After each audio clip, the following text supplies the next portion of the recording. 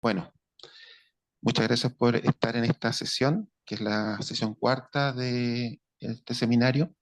Esta vez va a presentar el doctor y profesor de la Universidad Politécnica de Madrid, Jaime García Palacio, sobre un tema que es monitorización dinámica de estructuras. Bueno, Jaime es doctor ingeniero de caminos de la Universidad Politécnica de Madrid. Comenzó su carrera profesional trabajando en la construcción de puertos, especializado en diques y muelles de cajones. Hizo su tesis doctoral en la construcción de emisarios submarinos flotados y fondeados, donde combinaba su experiencia marítima y de estructura. Actualmente es profesor de hidráulica y dirige el laboratorio de la Escuela Técnica Superior de Ingenieros de Caminos, Canales y Puertos de la Universidad Politécnica de Madrid, donde se hacen modelos a escala reducida de infraestructura hidráulica, principalmente presas. Su Ujú. experiencia en monitorización y su labor investigadora en dinámica de estructuras dentro del grupo de ingeniería estructural de la Universidad Politécnica de Madrid hace que haya dirigido varios proyectos de investigación en monitorización dinámica de estructuras, algunos de los cuales veremos en esta presentación. Bueno, eso es. Puedes Bueno, partir, Jaime. bueno, pues Víctor, muchas gracias. Es un placer estar aquí con todos ustedes. Buenos días para vosotros. Para mí, buenas tardes ya. Y entonces, aunque soy profesor de hidráulica, lo que voy a presentar es de monitorización de dinámica de estructuras, que es un campo en el que nos hemos metido mucho en la actualidad, porque las empresas y eh, los organismos del Estado pues lo están solicitando ahora mucho para tratar de optimizar lo que sería el mantenimiento de las estructuras a largo plazo, ¿no? Entonces, bueno, tengo muchos casos y presentaré un poco lo que nos vaya dando tiempo, pero lo primero que quería introducir es un poco el grupo de ingeniería estructural al que pertenezco y algunos de los trabajos que hemos realizado. Explicaré no en mucho detalle, pero sí un poco para que se vea el alcance de las cosas que hacemos. Y luego, pues ya más en concreto sobre un caso particular, explicaré lo que sería el viaducto de Río Blanco, que es un viaducto de alta velocidad, de la línea de alta velocidad Madrid-Barcelona, que tuvo un problema y hemos estado monitorizando desde hace ya 3 años. Y los trabajos que hemos hecho allí, que son diversos, hemos hecho análisis de modelos operacionales, se han cambiado unos tendones de postesado y también lo estamos monitorizando y además de una monitorización continua de todo el viaducto. Bueno, este sería el grupo, es un grupo bastante extenso. Algunos de los doctorandos que en su momento estaban trabajando con nosotros, estos del centro, pues ya no están, pero el resto del equipo un poco más o menos es el que se mantiene. Van pasando los doctorandos a medida que pues, van acabando su tesis doctoral, ¿no? Dentro de las monitorizaciones que estamos haciendo actualmente en el grupo, hasta ayer justo teníamos la primera de estas, el edificio en servicio, perdón, el edificio en servicio cerca de la estación de Atocha, la principal estación que hay en Madrid, de ferrocarril. Y ese ayer justo hemos desmontado esa monitorización después de 4 años y 2 meses que hemos estado con ella.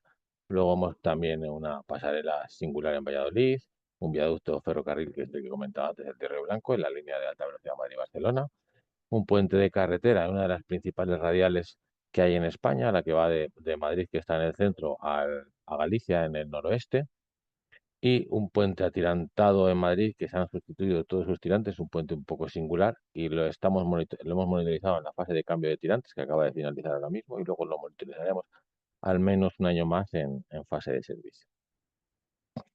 Todos estos análisis dinámicos no solo los hemos aplicado a los casos que estamos mostrando aquí de monitorizaciones continuas, sino también en edificios, en forjados en servicio, en pasarelas peatonales, a lo mejor con el objetivo de tratar de reducir cuáles son las vibraciones que se sienten, porque ahí también tenemos otros problemas que serían como el problema de confort.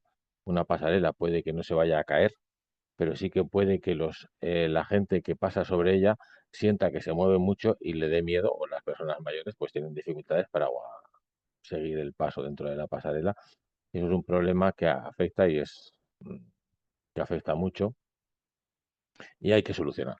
Al final, las vibraciones también, por ejemplo, cuando se aplican a forjados de edificios, son como el ruido. Si estamos continuamente sobre un forjado que se está moviendo, ahí lo que nos ocurre es que nos vamos a sentir incómodos y a lo largo del día vamos a ir creando un cierto nivel de estrés. y día tras día, pues nos pasaría como con el ruido, se nos hace muy incómodo. Es un tema que hay que tratar de solucionar. Entonces también hemos trabajado en diseño de elementos que lo que se dedican es a cancelar vibraciones, que serían los amortiguadores o lo que sería en inglés el tune mass damper, los amortiguadores que esto ya se enmarcaría un poco en esta parte de aquí, sería el control de vibraciones, que lo hemos hecho en estructuras ligeras, en forjados y pasarelas peatonales, y una de las formas de mejorar ese control de vibraciones es con el aumento del amortiguamiento.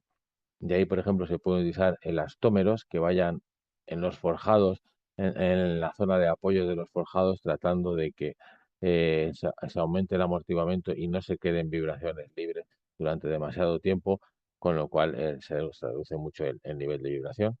O controladores inerciales, lo que he dicho antes, y vemos algún ejemplo de un mass damper, y que pueden ser de tres formas. Pasivo sería simplemente una masa que se suspende de unos muelles que vibra con la misma frecuencia que la estructura, pero desfasada de ella.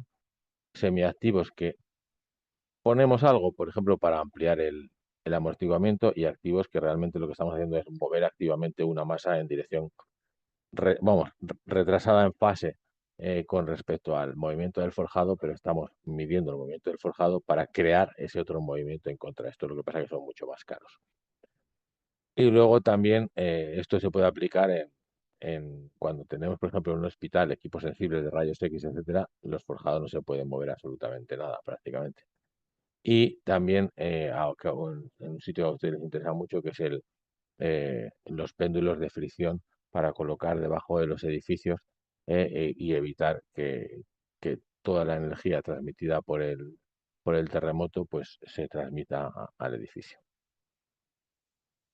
Ya en concreto, aquí vamos las tres primeras fotografías de arriba, se refieren a la monitorización que hemos desmontado ayer, y ahí fue nuestra primera monitorización permanente, que ha estado, ya digo, 50 meses exactamente. Y aquí, por ejemplo, estamos viendo un edificio que, por estar junto a las vías de ferrocarril de la estación de Madrid, y además los trenes de alta velocidad entran en curva, aunque entran muy despacito, pero le transmiten muchísimas vibraciones a ese edificio, y le ha ido provocando agrietamientos, como se puede ver aquí o aquí, etcétera, y es un edificio que ahora mismo lo van a derribar. Pero durante estos años estábamos midiendo, por ejemplo, con LVTs, o sea, es decir, estábamos midiendo desplazamientos con este sensor. Aquí vemos un inclinómetro que nos diría con la inclinación que tenemos de la fachada en la dirección hacia nosotros, y acelerómetros para ver cuál es la influencia que tenían los trenes. Lo habíamos medido esto en otro punto de medida. Aquí también habíamos puesto una estación meteorológica para hacer correlaciones de datos, etcétera. Y la verdad es que ha sido un proyecto muy interesante, porque hemos visto que a lo largo del año la evolución año tras año iba cerrando bien. Solamente había alguna de las grietas que se abría un poco más, y por eso ya finalmente han decidido tirar el edificio. Este otro de aquí es una pasarela en Valladolid que ha sido muy interesante. Se ha medido durante más de un año. Es una banda tesa, es muy larga, y se han metido acelerómetros en todas estas posiciones. Los acelerómetros, como era una pasarela que no se podía dejar los sensores visibles, se han metido a través de la barandilla con unos cables, y son acelerómetros MEMS como los que vemos aquí a la derecha. Lo único que al meterlos con el cable se metía una longitud dada de cable, con lo cual sabíamos la posición en la que terminaba ese acelerómetro.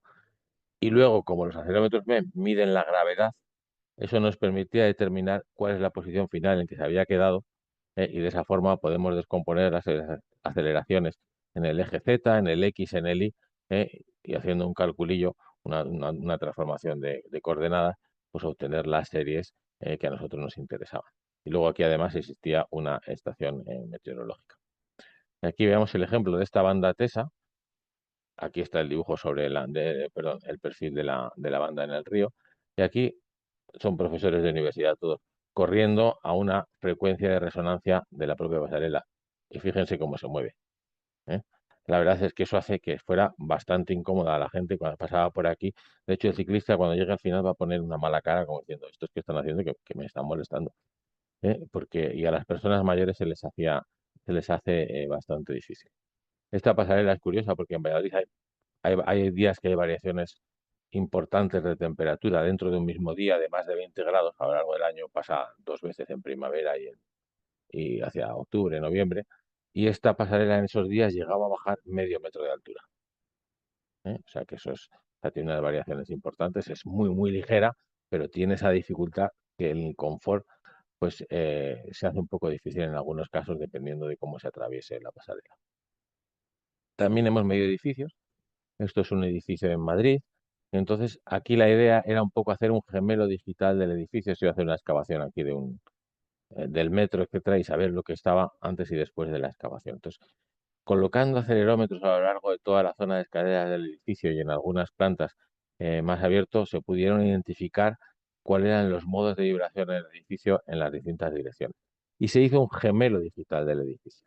Lo que pasa es que un edificio es bastante difícil de calibrar, porque realmente su comportamiento es esto. Y cuando lo hacíamos en modelo digital, veíamos que su frecuencia era de 0,65, mientras que en la realidad lo que medíamos era una frecuencia de 1. O sea que la diferencia es muy apreciable y eso principalmente es porque en toda esta modelización no están puestas las paredes que rigidizan muchísimo en lo que es el edificio. Luego se hizo para poder ajustarlo y tenerlo de forma, o sea, tener un modelo mucho más válido para las transformaciones que se querían hacer, ¿no?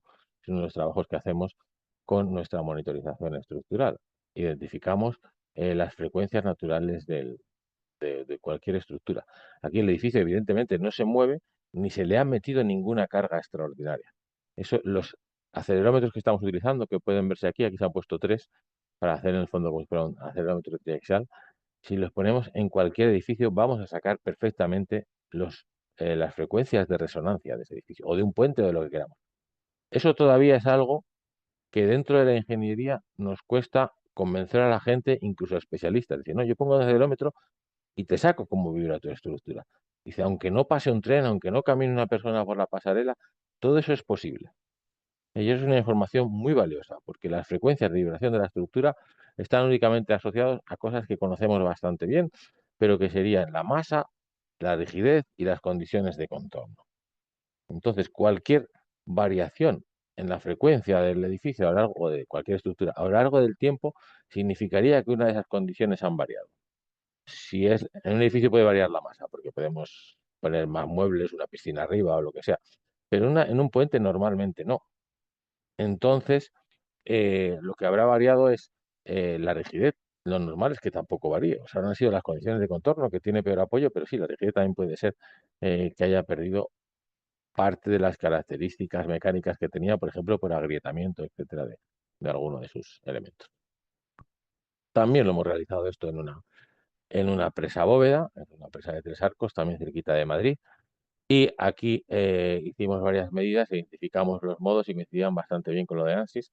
Aquí se ven, esto sería, digamos, la PSD del, de la presa, y entonces se ve que tiene la primera frecuencia estaría aquí a 5 Hz y pico, tiene otra 6, 7, todas estas son frecuencias de la presa. Y también los acelerómetros simplemente se colocaron en la parte alta de la presa para poder identificar esos modos que ya habíamos obtenido mediante ANSYS.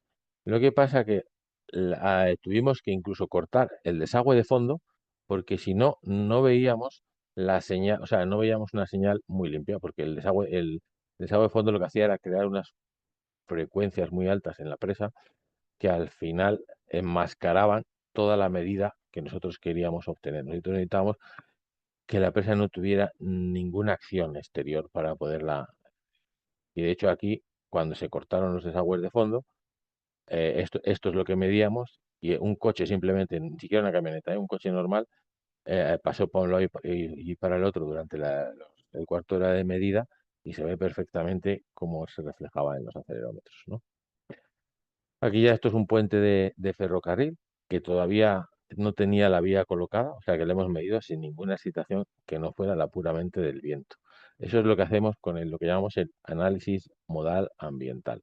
Es decir, las cargas que tenemos son el viento, los cambios de temperatura, etcétera, y es la única carga que entra en el sistema, pero eso no quiere decir que la estructura no vibre. La estructura está continuamente vibrando, con sus modos propios, con los que podemos obtener simplemente de diagonalizar su matriz de rigidez. Y esos son los que identificamos y esos son los que nos permiten saber un poco cómo está la estructura y hacer los gemelos digitales. Y esto sería pues el primer modo, se identificó a 369 Hz, con un amortiguamiento de 0,88 y era un modo de torsión claramente. Luego, aquí están representados tres vanos, ¿eh? O sea, un vano iría hasta aquí, otro vano iría hasta aquí y el tercer vano para allá, aunque estaban medidos los 8 vanos que tiene esta estructura. Luego, aquí tendríamos un modo de flexión que se ve que es muy grande en el vano central y en los otros la flexión es contraria.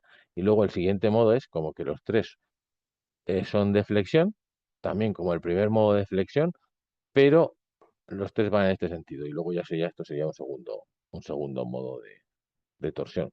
Aunque también parecería que este, no, sí, en este ya se ve que es distinto sentido la torsión. Este es otro caso de un tren de alta velocidad pasando por un puente que también hemos medido en la zona de Castellón, cerca del Mediterráneo español, donde además de tener acelerómetros en la parte baja del tablero que nos han permitido obtener este registro y luego trabajar también con el amortiguamiento que tenemos tras la salida del tren, el tren acaba de salir más o menos sobre este punto en el registro, habíamos colocado unas galgas extensométricas en el carril para medir exactamente cuándo pasaba cada eje del tren. Y con eso podíamos saber un poco la carga, o sea, si sabíamos las masas que tiene cada una de las cargas del bogie, podíamos tener una aproximación de la carga de entrada, con lo cual nos ayudaba a saber cuál era la masa movilizada del tablero en cada caso. Aquí hemos hecho también una pasarela en Madrid, muy cercana a tenemos nosotros la escuela, y que este sería su primer modo de vibración. Y aquí había un problema de confort, la pasarela se mueve bastante y esto es lo que se obtendría cuando se hacen medidas sin nadie caminando sobre la pasarela y esto serían las cargas inducidas, digamos, por las personas que caminando sobre la pasarela pues van creando una historia temporal en aceleraciones como la que vemos aquí y realmente pues tiene aceleraciones pues bastante importantes que para una persona mayor se hacían un poco incómodas. De hecho, cuando colocábamos aquí los sensores, uno al agacharse, cuando estaba un rato conectando los sensores, luego se levantaba y salía un poquito mareado al cambiar de nuevo la vista. Y también hemos medido un forjado en un comedor de colegio, que es bastante amplio, que tenía varios paños y identificados los primeros modos de todo ese forjado. Aquí tenía un movimiento un poquito grande por esta zona. No se hacía incómodo porque los alumnos permanecen muy poco tiempo en el comedor. Entonces la vibración le pasa, como he dicho antes, le pasa como al ruido. Si uno tiene un ruido nivel medio durante poco tiempo molesta, pero vaya, si estuviera todo el día nos molestaría mucho. O sea, el ruido es acumulativo. La vibración le pasa lo mismo. Una vibración pequeña o sea, media durante poco tiempo no molesta mucho, que es lo que pasa a veces cuando uno pasa una pasarela, pues es capaz de aguantar esa vibración un ratito. Pero si estuviera en su sitio de trabajo continuamente con esa vibración, al final uno acaba taquicárdico, ¿no? Pues eso es una cosa que hay que evitar. Esto es otra pasarela que hemos medido en la zona norte de Madrid, en la zona norte de España, perdón, en Asturias. Antes se había hecho un ensayo donde se veía que había habido torsión y ahora habíamos medido cuántas son las frecuencias de vibración en todos los modos y ahora él está saltando con la misma frecuencia de vibración del primer modo de flexión. Y entonces ahora la pasarela se empieza a mover en flexión, ya deja de moverse en torsión y realmente vemos que con muy poquita fuerza, porque ni siquiera está saltando, solamente está levantándose sobre las puntas, ¿eh? Vemos que la pasarela se mueve una barbaridad. Y cuando uno iba caminando por aquí, la verdad es que cuando se activa sobre todo el modo de torsión, se va como medio borracho. Pues, poniendo un pie a un lado, otro a otro, etcétera, y aquí lo quisieron mejorar bastante. Hay varios ensayos más, porque luego se ensaya con el segundo modo de flexión, etcétera y tal, pero este se movía mucho y es un poco el único que voy a mostrar. También dentro del laboratorio hacemos muchos ensayos, este es el laboratorio de estructuras, y esta curiosamente es una pasarela que hemos construido hace ya 3 años, es pero es de un material, es de fibra de vidrio, es lo que nosotros llamamos el FRP. Entonces, toda esta pasarela que se ve aquí solo pesa 2.000 kilos. Es poquísimo para tener una longitud de 10 metros y para 10 metros eso es, vamos, de hecho, toda esta viga de aquí la cogimos entre 6 personas, nos la llevamos en el hombro y la colocamos, etcétera. Luego una y otra hemos montado toda la pasarela, esto es por la parte inferior, y hemos colocado también aquí unos acelerómetros. Entonces, lo habíamos hecho para que fuera relativamente flexible y tener una serie de características para el ensayo. También aquí vemos que tiene una rótula y un patín para que deslice, en cambio está bien cogida en el otro lado, etcétera. Y entonces Con esta, la verdad es que luego la habíamos excitado dinámicamente aquí de forma controlada con una aceleración y que vemos que las aceleraciones pues tenían unas envolventes que en toda esta zona, por ejemplo, se superan todos los niveles de confort que nos recomiendan en la normativa, ya que hay una serie de parámetros, por ejemplo, que es el MTBB, que sería la aceleración que nos RMS que nosotros tenemos cada segundo, pues en la totalidad del ensayo, el máximo de ese valor que se nos produce es un medidor por ejemplo, del confort de la pasarela. Esto es lo mismo simplemente con personas caminando. De hecho, corresponde con este ensayo y vemos que hay muchos momentos en los que se están superando los valores de confort recomendados por algunas normativas. Otra pasarela anterior que tuvimos, esta era de hormigón en el mismo, perdón, de concreto, en el mismo sitio. ¿eh? Lo que hicimos fue instalar, lo que he dicho antes, un dispositivo amortiguador de vibraciones. Es este de aquí abajo. La diferencia entre este vídeo y este de aquí es que en este lo tenemos bloqueado. Aquí no se mueve, mientras que aquí se ve claramente que los muelles, esto se está moviendo. Entonces, aunque la persona está saltando con la misma frecuencia, que es la frecuencia a la que vibraría la pasarela en el primer modo de vibración, aquí se mueve muchísimo si nos fijamos en lo que sería el concreto, mientras que aquí prácticamente no se mueve nada. O sea que realmente esto es una solución al problema de las vibraciones. En este caso lo vemos, es el mismo aparato, lo que pasa que se le ha variado la masa y los muelles para que adaptarse a las condiciones que tenía la pasarela de FRP y ante la situación de los peatones, aquí estamos viendo cómo se mueve. Y realmente la pasarela en sí no parece que tenga movimiento, ¿no? Entonces, esta es una solución y la única forma y la idea de cómo se diseña esto es muy sencilla. Realmente la estructura se comporta como una masa y un muelle con un grado de libertad, que estuviéramos en dinámica, y esto es otra masa y otro muelle acoplado al anterior, que lo que trata es de anularlo. En realidad, lo que se hace es se ajustan los muelles para que la frecuencia coincida con la de la pasarela y la masa pues es una proporción de la pasarela que puede estar en un 5, entre un 2 y un 5%. ¿eh? Y con eso ya se consiguen resultados bastante notables para disminuir las vibraciones en pasarelas. Se trata de ajustarlo pues, a la misma frecuencia, un poquito retardado. O sea, el desfase que tiene con respecto a la pasarela en realidad son de 90 grados en velocidades. ¿eh? Con eso es ese es el secreto para diseñar ese tipo de sistemas. La aplicación a la realidad, pues esta pasarela en Mallorca. Mallorca es una isla del Mediterráneo español, cerquita al este de la península ibérica. Entonces, inicialmente, cuando se construyó esta pasarela, pues lo que sí que ocurría es que había muchas vibraciones y la gente se quejaba, les daba como miedo. Entonces, pues pusieron esto. Claro, esto es un horror. Este apeo aquí en el centro, claro, la persona que hizo la pasarela dijo, esto no puede ser, hay que buscar una solución. Entonces se diseñó un TMD para que, o sea, se hizo una medida sobre la pasarela, etcétera. Se diseñó un TMD que luego se colocó aquí y además se hizo un ensayo poniendo aquí una masa con movimiento controlado y cuando no estaba el TMD, esto era la señal temporal cuando se había llevado a este nivel de excitación coincidente con el primer modo, la resonancia del primer modo. ¿eh? Este era el valor de la historia temporal que vemos que tiene un amortiguamiento muy lento, o sea, un amortiguamiento muy bajito, y cuando se colocó el TMD y conseguimos llevarlo hasta ese nivel de excitación que se requería mucha más fuerza, pues el amortiguamiento es mucho mayor, con lo cual desaparecieron muchísimo todas las vibraciones que había en la pasarela. Entonces ya se pudo quitar este apeo intermedio, que la verdad es que estropeaba totalmente la pasarela. Aquí se ve que ha desaparecido el apeo que tenía estaría aquí en este punto. Otra de las tesis que hemos acabado el año pasado pertenecía a Cristian, un chico em, un colombiano que quería estudiar temas de terremotos y estuve estudiando lo que serían los péndulos de fricción. Este era un péndulo de fricción simple, sabemos que los hay hasta triples, y esto lo que hace es el edificio va por esta parte alta y esto en la parte 2 se puede mover con respecto a la parte uno que sería la que va anclada al terreno, y lo que hace es que cuando la parte uno se mueve por existencia de un terremoto, pues esto teóricamente podría hasta llegar a no moverse, algo se mueve, claro.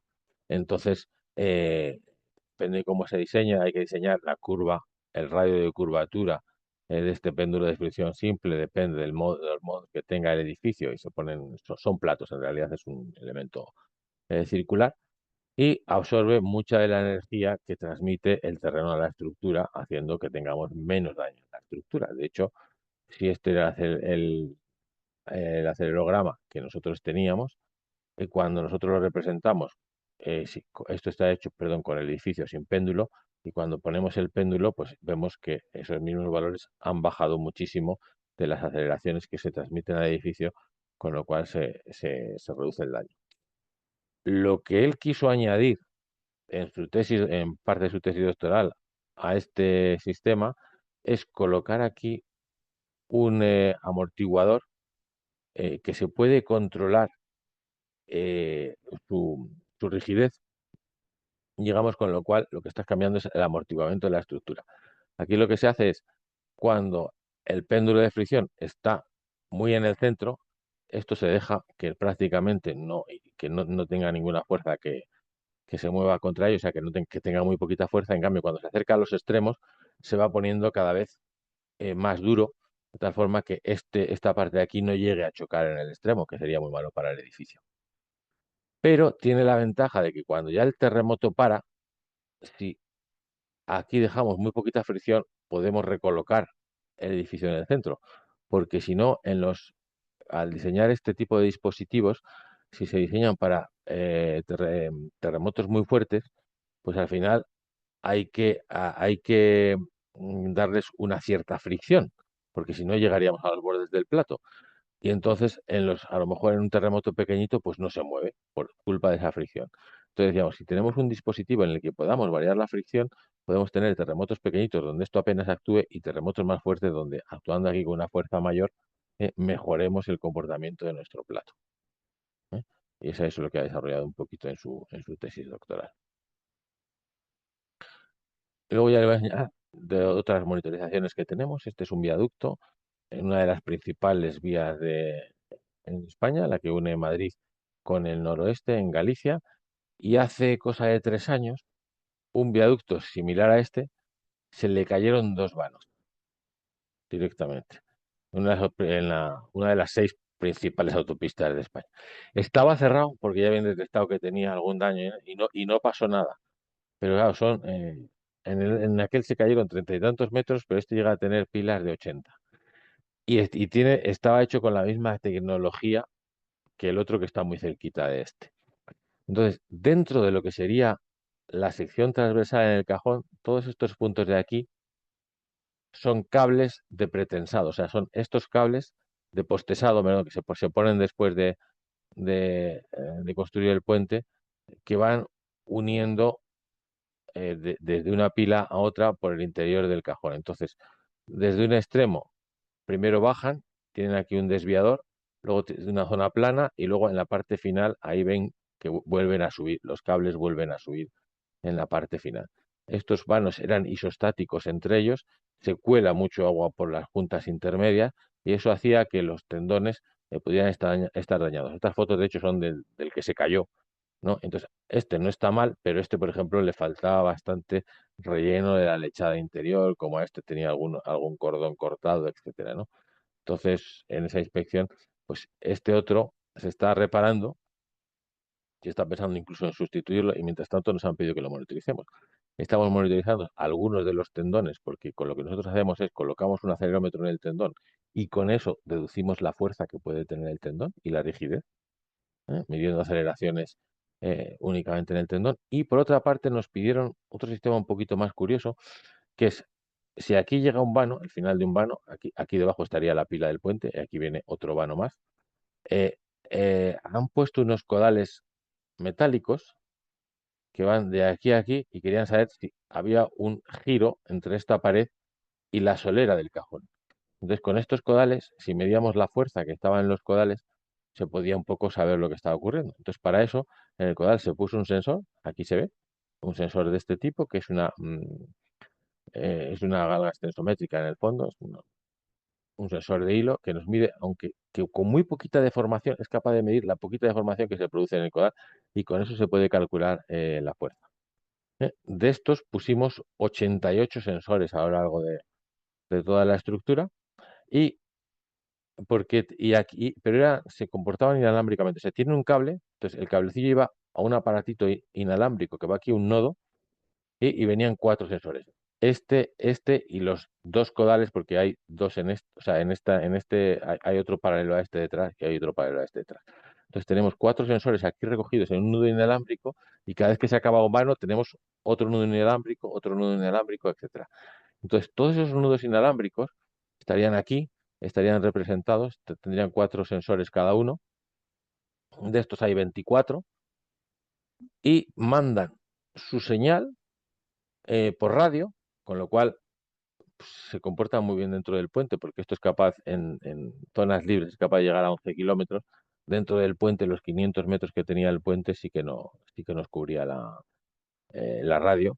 Y estos reciben los datos cada 2 minutos de las galgas extensométricas y las mandan por protocolo 4G, o sea, por telefonía móvil, a un servidor, pero que no es más que un NAS de Synology, de hecho, donde ahí tenemos una base de datos, esos mensajes que le vienen directamente, él los convierte mediante un lenguaje en JavaScript, nos los guarda en una base de datos y tenemos también un software que está instalado ahí mismo, que se llama Grafana, que nos permite visualizar todos esos datos en tiempo real, gestionar alarmas, etcétera, con lo cual esa monitorización está activa y la vemos y nos llegan, de hecho, mensajes si hay algún problema en alguno de los sensores, etcétera, ¿no? Y esta es la pasarela que actualmente está en Madrid, en la M30. La M30 es la carretera de circunvalación más importante de Madrid. Ya veis que aquí tiene un montón de carriles sobre los que pasa esta pasarela. Es una pasarela construida en 1957, la eh, segunda pasarela atirantada que se hizo en España. Y es un poco curioso porque aquí abajo de esta pila tiene esta rótula de aquí, con lo cual permite que esta pila se tumbe hacia allá o se tumbe hacia el centro de la vía. Y está lo mismo. Está lo mismo. De hecho, cuando se construyeron en el parque que hay ahí tumbadas y luego se levantaron tirando con cable. Esta se tumbó en este lado y se levantó tirando con un cable hacia aquel lado. Es muy curiosa la construcción. Pues esta pasarela ya los tirantes habían detectado que estaban bastante dañados, que había que sustituirlo. A día de hoy se han sustituido. Nosotros hemos hecho una monitorización durante toda la construcción y ahora estamos justamente montando la monitorización que se va a quedar definitiva. Aparte de medir la fuerza de forma permanente en cada uno de estos tendones mediante acelerometría, lo que tenemos es un inclinómetro en lo alto de cada una de las pilas que nos mide si vuelca hacia acá o si vuelca también hacia la dirección de la vía o no. Y aquí un medidor láser que va a la mediana, rebota y nos mide con una precisión de milímetro la flecha que tiene esa pasarela en el centro, que ha sido tremendamente útil para saber lo que estaba ocurriendo mientras se quitaba uno de estos tirantes. La pasarela, desciende un poco, se puso un tirante adicional aquí durante la obra, pero para controlar que todo se estaba comportando como se esperaba en proyecto. Y también entre la pila y el tablero no hay unión, entonces aquí el tablero puede deslizar en este sentido y entonces se han colocado unos medidores de desplazamiento que nos van dando ese desplazamiento de forma continua. Entonces, así era un poco la monitorización que he dicho. En todos estos tirantes, acelerómetros, estos de aquí también, aquí habría un inclinómetro, otro inclinómetro, una estación meteorológica también en toda esta parte. Aquí también unos acelerómetros en tablero para identificar las formas modales del tablero. Y hemos colocado 3 cajas donde se conectan todos los sensores, una aquí, otra aquí y otra aquí, y a su vez ellas van conectadas con un cable de red. Aquí hay un ordenador, este de aquí metido en la caja, que por un router nos manda los datos continuamente pues a otro NAS que tenemos en la escuela. Pero este además hace cálculos, va haciendo cálculos continuamente de estimando las tensiones que tienen cada uno de esos cables. Y de hecho, por ejemplo, uno de los resultados que podemos ver de esa pasarela, aquí vemos 4 días y esto sería la variación que está midiendo el distanciómetro que nosotros tenemos en el centro de la mediana y vemos que a lo largo del día, entre este punto y este, aproximadamente la flecha varía 3 centímetros, ¿eh? entre función, sobre todo va en función de la temperatura. Aquí está representada la temperatura y la humedad. Vamos, es inversamente proporcional a la temperatura. La temperatura es la que está representada en amarillo, ¿no? Entonces ahora nos queda hacer algún modelo para que en función de la temperatura tratar de reducir cuál es la incertidumbre que se tiene en esta medida. Pero esto, ya vemos que la precisión es enormemente buena del aparato que nosotros tenemos ahí colocado, ¿no? Y luego el viaducto sobre el que les quería explicar así más detalles de trabajos que hemos hecho sería el viaducto de Río Blanco. Esto está en la línea de alta velocidad Madrid-Barcelona. Ahora veremos exactamente dónde. Pero bueno, para que tengan una foto global, son 12 vanos. No se ven todos porque nos tapaba la casa, es que es muy difícil tomar una foto de todos ellos. Tiene hasta pilas de hasta 60 metros de altura y nosotros hemos hecho mediciones entre los vanos, y este es el 12, 11, el 10, el 9 y el 11. Estos tres de aquí les hemos estado monitorizando, es un viaducto continuo con varios proyectos. Exactamente la situación sería, aquí está Madrid, aquí está Barcelona y esto está aquí como a unos 200 kilómetros de Madrid. ¿De acuerdo? Los otros viaductos que les enseñaba antes, el otro de carretera, está prácticamente aquí. ¿Eh? Ese es. Y bueno, de este viaducto, esta sería el alzado. Aquí es donde estamos midiendo. Esta sería la sección cajón que tiene dentro. Vemos que tiene 4 metros de altura en la sección cajón, aunque parezca muy esbelto, pero claro, es que la pila son de 60 metros. Tiene 558 metros, todos los vanos son iguales, a excepción de los extremos que son un poquito más cortos. Esos tienen 39 metros frente a los 48 que tienen los vanos largos. Lo que ocurrió en este tablero es una cosa muy curiosa. Se hace una inspección una vez al año. Una vez al año viene un operario y entra en este cajón. Y hacen en el año de la pandemia, en el verano ya después, o sea, el año después de la pandemia, entró y se encontró con que uno de estos tendones de postesado de aquí estaba partido y junto al mamparo. O sea, lo habían cogido muchísimo. El latigazo que había pegado era impresionante. Se pegó un susto enorme porque en este punto los trenes pasan a 300 kilómetros por hora. Imagínense que le pasa algo al puente y sale un tren a 300 kilómetros por hora con una caída de 60 metros, pues ya se pueden imaginar, 500 personas en el tren, ya se pueden imaginar la chapuza, ¿no? Entonces, eso hunde cualquier gobierno, claro. Entonces, entraron en pánico, bajaron rápidamente la velocidad de los trenes que estaban pasando por ahí. Luego, y se estudió qué es lo que pasaba si faltaba uno de estos cables. Se sabía que, hombre, con uno iba a funcionar bien. Realmente, el puente de estos cables de postesado, si no tuviera ninguno, se aguantaría como estructura. Para que los trenes pasen por él, necesita que al menos tener uno en cada lado. Y los otros dos, digamos, están por el coeficiente de seguridad que se requiere en este tipo de obras, ¿no? Entonces, bueno, si hay una tranquilidad, ya empezamos un poquito más la velocidad. Se eslingaron todos ellos, se eslingaron entre ellos para evitar que si había una rotura a las personas que estuvieran trabajando les pudiera matar, porque el golpe es que te puede matar. Y se empezaron a hacer pruebas. Y entonces aquí nos llamaron para participar en varios de los trabajos que se hicieron en este puente. Aquí se ve cómo a lo largo de un solo vano el cable viene, pasa por un desviador, tiene una zona horizontal y luego vuelve a subir. Pero realmente un solo cable continuaría a otro vano y hace lo mismo y como mucho se extiende, como vemos aquí, 3 vanos. Ya más de 3 vanos no se extiende ninguno. Y luego, por ejemplo, otro cable iría desde este vano hasta aquí. Y luego, como hay 6 cables, siempre hay uno. Aquí hay uno, en este principio habría uno que es muy corto, solo ocupa un vano, y luego uno de 3, otro de 3, otro de 3, hasta que lleguemos al final. Aquí el primero empieza de 3 y luego otro de ellos empezaría 2 vanos y luego otro de 3, otro de 3, para que así además siempre al menos 2 vanos anden cosidos con 4 cables. O sea, aquí en cada corte, o sea, en este corte de aquí, hay 2 cables que empiezan con 3 para allá y uno para acá, ¿no? Pero los otros son pasantes. Eso es una forma de asegurarlo.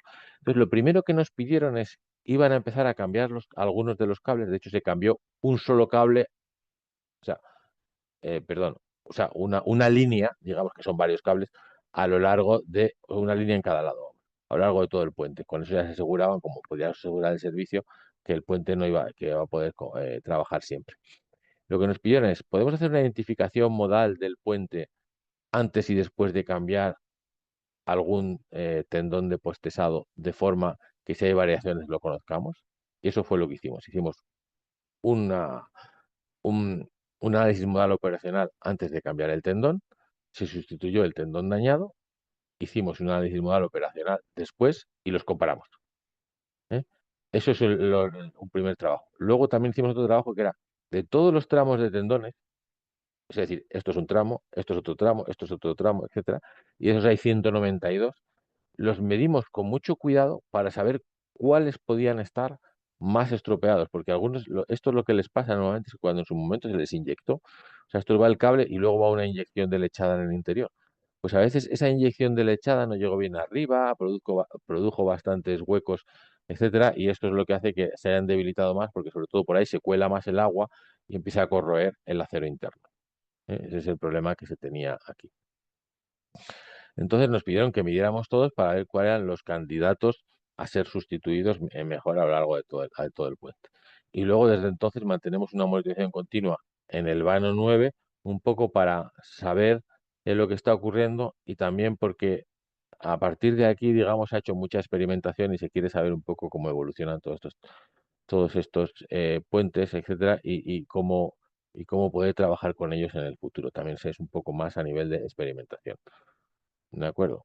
Entonces, de los resultados que sacamos de la primera análisis modal operacional, medimos en 44 puntos con 4 acelerómetros de referencia. Se requiere una serie de acelerómetros. Se íbamos moviendo, no tenemos tantos acelerómetros, son carísimos, pero teníamos 22, de todas formas, teníamos la mitad, pero teníamos que ir moviendo en 3 setups para poder juntar los 44 puntos de medida, una frecuencia de muestreo bastante alto y vimos que había muy poca diferencia entre el análisis modal operacional que hicimos antes de cambiar el tendón y el que hicimos después. Había un pequeño cambio en el primer modo de vibración. Los modos son los que se ven aquí. Aquí están representados 3 vanos. Claro, este es un modo claramente de flexión, sobre todo el que más se mueve es este de aquí. Este otro es como flexión en este vano de aquí y este se queda moviéndose menos. Y esto, las 3 flexiones son a la vez. Entonces, todos estos hay que tenerlos muy bien identificados. Cada uno de estos cruces, digamos, son los acelerómetros, las posiciones de los acelerómetros que teníamos, ¿no? Y luego ya aquí hay 2 modos de torsión que se ven claramente entre los distintos vanos. Claro, porque el problema es que al ser una viga continua, cuando por ejemplo tenemos torsión en este, pues afecta a este, etcétera. Pero vamos, este probablemente es más aquí y este en cambio se ha visto muy poquito afectado. Y lo mismo aquí con la flexión. La flexión de este, pues le da continuidad en los siguientes, ¿no? Luego también hemos hecho muchas pruebas con los trenes y entonces esto sería un espectro que se consigue, o sea, un acelerograma que se consigue cuando pasa un tren de alta velocidad, pero y nos decía, no, y queremos saber las aceleraciones que se miden cuando pasa el tren. Pero hay que tener mucho cuidado, porque claro, hay muchas de esas aceleraciones que se transmiten a través del concreto, simplemente, y que son ruidos de alta frecuencia, que como estamos midiendo frecuencias muy altas, pues aparecen también en la medida. Y realmente los modos del puente, tiene aquí uno sobre 4 hercios, tenía varios aquí al principio. ¿Vale? Aquí se ven todos estos picos, son modos del puente, cerca de 10 hercios. Aquí tiene uno bastante importante a 12 hercios, pero normalmente para los puentes, lo que esté por encima de los 30 hercios, luego no produce ningún movimiento real efectivo en la estructura. Entonces, todo lo que venga después es algo que hay que quitarse. Entonces, si yo lo quito de mi señal temporal, lo paso al dominio de la frecuencia, quito todas las frecuencias altas y lo vuelvo a convertir otra vez al dominio del tiempo, la aceleración pico habrá bajado de 4,8, que lo teníamos aquí, a 0,32. Esto será mucho más real con lo que se mueve el tablero.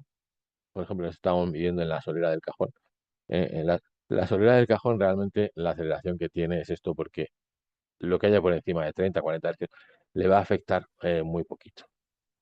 Vale, entonces eso es importante también en los tratamientos de señal, etcétera. Eso tiene muchísima importancia. Y luego queríamos averiguar cuál era el amortiguamiento que podía tener en la estructura. El amortiguamiento, sabéis, está asociado a cada uno de los modos, Entonces lo primero que hacemos es la misma señal que teníamos aquí, en vez de filtrarla, quitar todo lo que venga después de 30 hercios, lo que vamos a hacer es quitar lo que venga después de esto y quitar lo que venga antes. O sea, nos vamos a quedar únicamente con esto y esto en el tiempo representaría esta señal. Pero esta señal realmente es la correspondiente a la que se está moviendo con esta frecuencia, porque todo lo demás lo hemos quitado. Entonces, ahora, si cogemos la parte que ya ha salido el tren a partir de aquí más o menos ha salido de la estructura, esto ya son vibraciones libres que se ha quedado después, y la estudiamos un poquito más en detalle, podemos sacar el amortiguamiento.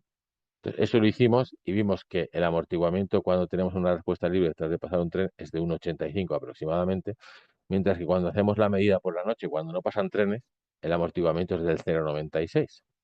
Pero eso tiene sentido, porque realmente cuando nosotros pasamos una carga grande, por lo del tren, el amortiguamiento crece, porque estamos movilizando mucho más la estructura y entonces a lo mejor una grieta que no se abre cuando no tenemos fuerzas como la del tren pasando, sí que se abre cuando pasa el tren. Entonces eso hace, moviliza y entonces luego choca y tal, pero hace que haya mucho más amortiguamiento, ¿no? Es decir, nos pasa con un neopreno. Si tenemos una estructura con un neopreno, si el neopreno, el neopreno no se mueve, pues no da amortiguamiento. Necesitamos que, si, en cambio, si hay una frenada contra el neopreno, eso sí que mete mucho amortiguamiento. ¿De acuerdo? Eso, pues es un poco, la idea aquí es que el amortiguamiento no es un parámetro de la estructura fijo, sino que también depende del nivel de carga que se le meta. Creo que después de eso también hicimos una prueba que era monitorizar todos los tendones, pero antes de monitorizar todos, hicimos la prueba solo con el que estaban cambiando. En uno de los tramos pusimos 9 acelerómetros y cuando ellos empezaron a tesar, ellos colocan aquí el cable que pasa los tres vanos y tiran de un extremo. Y nosotros imaginemos que tenemos aquí los acelerómetros, ¿no? Tiran de un extremo, meten una determinada carga, luego tiran del otro, suben a un determinado estado de carga. Y así lo hacen 7 veces, hasta que llegan a la carga de servicio que tiene que tener este tendón. Nosotros queríamos seguir ese proceso para ver cómo cambiaban las frecuencias en cada uno de los estados de carga. Y bueno, hicimos una serie de consideraciones. Acá, aquí tenemos pérdida de carga en cada una de estas curvas, etcétera. Todo eso estaba considerado y bien hecho. Y lo que vimos fue esto. Al principio, bueno, esto sería la parte final, y aquí lo que están representados es cada una de las frecuencias. Esto sería la frecuencia 1 que nosotros identificamos con el tendón. Aquí es cuando no hay carga, y a medida que íbamos aumentando el nivel de carga, pues vemos que la frecuencia 1 va subiendo su valor un poquito. Pero nosotros lo que sí sabemos de un tendón es que si fuera un cable perfecto, sus frecuencias, cuando ya está bien tesado, son proporcionales. Es decir, de la frecuencia 1 a la 2, o sea, la 2 partido por la 1 tiene que ser 2. La 3 partido por la 1 debería ser 3. La 4 partido por la 1 debería ser 4. Eso sería el cable perfecto. Estos cables, como llevan una lechada, también tienen rigidez. Entonces, estas proporciones no son exactamente así, son un poquito mayores, pero cuando se comporta bien, eso se tiene que dar. Entonces, eso lo vemos aquí en el estado de carga 6, el primer modelo a 6,81, este es algo más, un poquito más del doble, un poquito más del triple, pero vamos, hay una proporcionalidad que se ve bastante claro.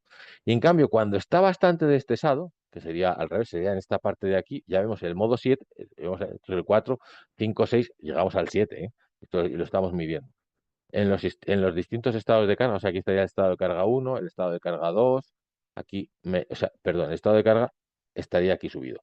Aquí estarían subiendo la carga, aquí estarían subiendo la carga, aquí estarían subiendo la carga, se pueden contar hasta 7. Entonces, nosotros hemos medido en las zonas rectas, ¿no? Entonces, en este del principio, vemos que efectivamente el modo 2 partido por el modo 1 evidentemente es mucho más pequeño de 2. Entonces, ese es un tendón que está muy destesado. Entonces, es una forma de saber que un tendón ha ido perdiendo tensión o fuerza con el tiempo. Si lo va perdiendo, ya no se cumple esto. Debería estar siempre por encima, porque este además tiene una cierta rigidez. Ya digo, si fuera cable, esto sería 6,81 por 2 y esto sería, bueno, lo hemos probado con algún cable y funciona muy bien, ¿no? Es lo que pasa con la guitarra. Cuando tocamos la guitarra sale el sonido de la guitarra más sus armónicos que son perfectos. ¿Vale? Eso sale muy bien. Pues es lo mismo que estamos haciendo con los tendones en los puentes. Identificamos cómo suenan, digamos, ¿no? Para ver que eso está perfecto. Entonces, luego medimos los 191 tendones que tenía el puente y para eso pues tuvimos que desarrollar hasta un equipo que lo metimos en un carrito, teníamos aquí el ordenador, una fuente de alimentación, aquí el equipo de adquisición de datos y todo montado en un carrito para trasladarnos fácilmente por el puente, que la verdad es que es muy largo. Colocábamos a los acelerómetros con la abrazadera. En general los poníamos en vertical, pero también poníamos uno horizontal porque también tenemos vibración en el plano horizontal y a veces, claro, y con la misma frecuencia prácticamente, con lo cual a veces hay que distinguirla. Este nos valía para distinguir eso. Y con eso pues hacíamos ensayos. Y aquí vamos a ver uno. Hacíamos un ensayo primero sin ninguna carga y luego dábamos con un martillo que mete la carga controlada. Ahora se va a ver un golpecito y entonces aquí en la pantalla, en cuanto se vea el golpecito, se va a ver muy bien. Ahí está. Se ha visto el golpecito y el amortiguamiento. El golpecito ha sido muy suave, pero con eso lo que tenemos también es, ya no es un análisis, o sea, aparte del modal experimental, que lo teníamos porque medíamos siempre 10 minutos antes y luego esto era una medida de 3 minutos donde dábamos 3 golpes separados un minuto cada uno. Eso lo hacíamos para obtener mejor amortiguamiento. Y esto es un ensayo modal experimental, porque como el martillo también lleva aquí un acelerómetro, nos permite saber la carga que hemos metido al sistema. Entonces ya sabemos la carga que hemos metido al sistema y la de salida porque la estamos midiendo. Entonces, teóricamente con eso podemos reducir la masa movilizada. La verdad es que, para ser sinceros, eso nos hacía muy bien. Vale, o sea, para eso necesitaría un golpe mucho mejor, pero vamos, a nivel teórico se dice que sí, luego no está fácil. Ahora, el trabajo era enorme y llegamos a medir 27 tramos cada noche, porque el problema es que esto, al ser una línea de alta velocidad, durante el día no nos dejaban estar en el interior. Hemos estado con algún tren pasando y la verdad es que el ruido era espectacular y la sensación bastante grande, pero había que hacerlo de noche. Entonces aquí durante varias noches, una semana, se estuvo midiendo aquí esto, los distintos tendones. ¿Cuál es la idea de todas estas medidas? Pues al final lo que se quiere o lo que se está buscando con este proyecto, con la movilización continua que estamos haciendo en la actualidad, es nosotros estamos adquiriendo datos, de alguna forma los estamos procesando y guardando, etcétera. Nosotros realmente el procesamiento en este caso lo tenemos aquí. Lo estamos haciendo directamente en el puente y estamos mandando los datos fuera, los estamos transmitiendo, digamos, después fuera a otro servidor, ¿no? El procesamiento lo tenemos aquí, pero bueno, aquí sería un servidor que siempre podemos consultar todo lo que está pasando sobre el puente, etcétera. Y si en el procesamiento se detectara algo raro, pues se activa una alarma que se manda para que la persona que tiene que hacer una decisión eh, pues pueda actuar, ¿no? Lo que pasa que esto también se utiliza, la idea de todo esto es, si yo voy estudiando cuál es el envejecimiento que puedan tener mis tendones y tal, a lo mejor dentro de 15, 20 años, pues puedo decidir hacer acciones de mantenimiento sobre la estructura buscando optimizar el coste de la intervención. Actualmente lo que está ocurriendo en Europa más que en España, porque son algo más antiguas todavía las estructuras que aquí, es que el coste de mantenimiento es muchísimo mayor que de cualquier cosa nueva que se construya. Se trata de tratar de reducir cuáles son los costes de mantenimiento y una forma pues es sensorizar las estructuras de forma que nosotros podamos conocer qué es lo que está pasando. Entonces, lo que nosotros tenemos en nuestros sistemas, estamos utilizando el OMA y, como he dicho ahora, el EMA. También podemos añadir todos los módulos que queramos a nuestro sistema y luego, pues, tenemos, como estamos haciendo los cálculos en el propio puente, pues estamos trabajando con decisiones a muy tiempo, a tiempo corto y vemos esos datos directamente en un servidor, etcétera. Pero luego también es muy importante que en todas las monitorizaciones tengamos muy claro cómo son los datos que nosotros mandamos, que podamos trazarlos, saber bien de qué sensor vienen, etcétera. Por si luego no somos nosotros los que realizamos el mantenimiento de esa monitorización, otra persona pueda utilizar nuestros datos para cálculos en el futuro. Hemos dicho, muchas de estas son monitorizaciones que están pensadas para durar muchos años si queremos utilizarlas en temas de mantenimiento. En el caso de este puente, así para que sepáis un poco lo que se puede poner, nosotros tenemos unas placas solares porque no hay electricidad con inversor de corriente, un pequeño ordenador, el equipo de adquisición que se le permite, se pueden meter distintas tarjetas. Esta es un módulo de lectura en corriente, que lo que estaba leyendo son una sonda de temperatura y humedad, tiene los dos canales. y unos medidores de desplazamientos que van colocados entre el tendón y el tablero. Y luego muchos acelerómetros que están en el tendón y el tablero también. En el tablero hay dos. Y luego en el resto de tendones para saber un poco cómo se están comportando los tendones. Todo este PC a través de un router manda los datos fuera del puente. Este está en el puente. A un NAS que nos hace realmente como de servidor. Aquí están los acelerómetros colocados en los distintos tendones. Aquí está el medidor de desplazamiento que mide cómo varía la altura de ese tendón con respecto a la solera del cajón. Y esto vemos que con la temperatura todos los días baja o sube un poquito. Porque claro, es normal, esto es acero, etcétera, la temperatura se calienta, pues baja, se calienta más que el hormigón, entonces baja durante el día y sube durante la noche. Y este es un acelerómetro que está colocado en el tablero. Así sería un poco la disposición en el vano 10, los acelerómetros en los tendones, los LVDTs y los que están colocados en el tablero. No están en el centro de vano porque así nos permiten identificar también las frecuencias correspondientes. O sea, por ejemplo, el modo uno de flexión, si fuera esto está lanzado, ¿no? Pero si fuera en planta, este sería así. Pero el modo 2, claro, el modo 2 pasaría por el centro. Entonces, no le pillaríamos bien. Entonces, al colocar el acelerómetro un poquito fuera de lo que sería el modo 2, en todos estos acelerómetros estamos pillando muy bien los 7 primeros frecuencias de cada uno de los tendones, que nos vienen muy bien para estimar la tensión y la rigidez del cable. Y aquí se ve el equipo, el ordenador, el equipo de adquisición, de nuevo los acelerómetros, etcétera, colocados en el lugar del puente, la sonda de temperatura y humedad, un SAI para que no nos falle la corriente. Y aquí incluso cómo dice, esto es lo que, si yo me conecto directamente al ordenador del puente, esto es lo que estaría viendo ahora mismo en la medida. Y aquí vemos, por ejemplo, ha pasado un tren hace poco y vemos que hay dos tendones que están vibrando mucho más que el resto. O sea, hay dos tendones que se mueven mucho más. Al final, ¿eso qué pasa? Que son tendones que a lo largo del tiempo tendrán mucha más fatiga, porque claro, tienen un movimiento mayor. Entonces, también de esto queremos luego utilizar estos datos para estudiar temas de fatiga de tendones, que es lo que pueda tener un avión.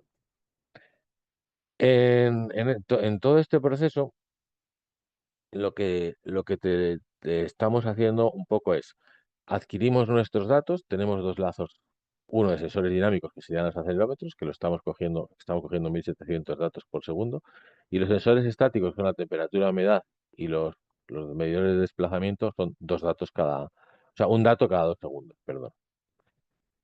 Esto se hace un archivo cada 10 minutos, porque si queremos sacar frecuencias necesitamos una serie temporal relativamente larga.